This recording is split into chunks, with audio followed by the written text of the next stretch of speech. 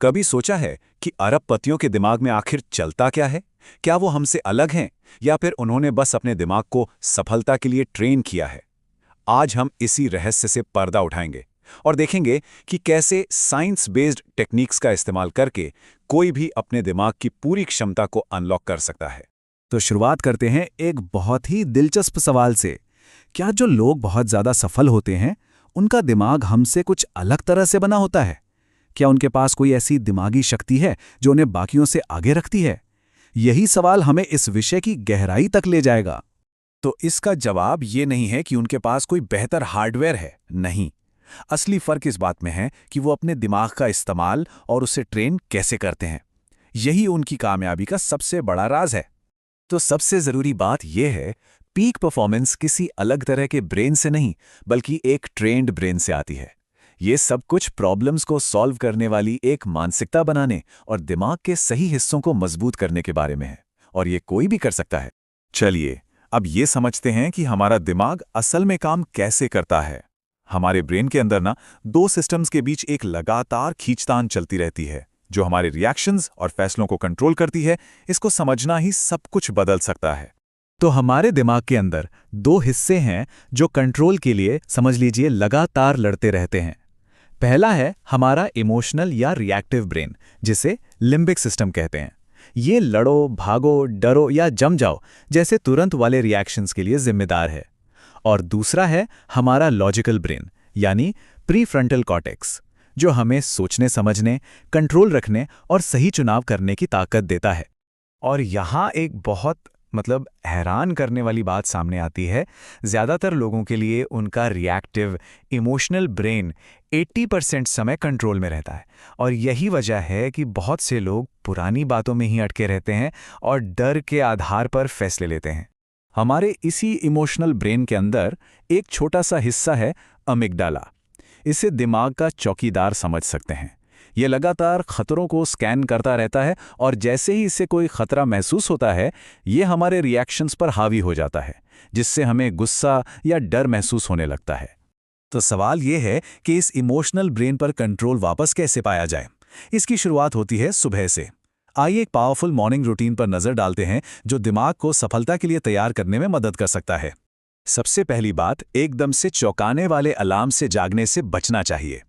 ये दिमाग के लिए एक झटके जैसा है। इससे हम गहरी नींद की शांत अवस्था से सीधे तनाव और हाई अलर्ट की हालत में पहुंच जाते हैं, जो दिन की शुरुआत के लिए बिल्कुल भी अच्छा नहीं है। तो इसकी जगह मूवर्स रूटीन को फॉलो किया जा सकता है। ये एक बहुत ही सिंपल और साइंटिफिकली सपोर्टेड मॉर्निंग रूटीन है। इसमें एम है मेडिटेशन, शांति के लिए। ओ है ऑक्सीजनेशन, यानी गहरी सांस लेना, एनर्जी के लिए। वी है विजुअलाइजेशन, अपने लक्ष्यों को देखने के लिए।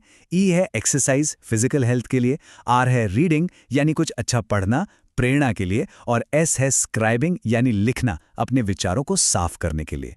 और हाँ, विजुअलाइजेशन की पावर को बिल्कुल भी कम नहीं आंकना चाहिए। एक स्टडी में तो ये पाया गया कि सिर्फ पियानो बजाने की कल्पना करने से ही ब्रेन में वही बदलाव हुए जो असल में पियानो बजाने वालों में हुए थे। एक और स्टडी से पता चला कि अपनी छोटी उंगली को मजबूत होने की कल्पना करने से उसकी ताकत लगभग उतनी ही बढ़ गई जितनी फिजिकल एक्सरसाइज से बढ़ती है। हमारा दिमाग इतना शक्तिशाली है। तो ये मॉर्निंग रूटीन तो बस एक शुरुआत है। अब आगे बढ़ते हैं और देखते हैं कि हम अपने ब्रेन की वायरिंग को ही एक्टिवली कैसे बदल सकते हैं, ताकि सफलता हमारी आदत बन जाए। ये शायद सबसे पावरफुल आइडियाज में से एक है। हमारा दिमाग कोई पत्थर की लकीर नहीं है।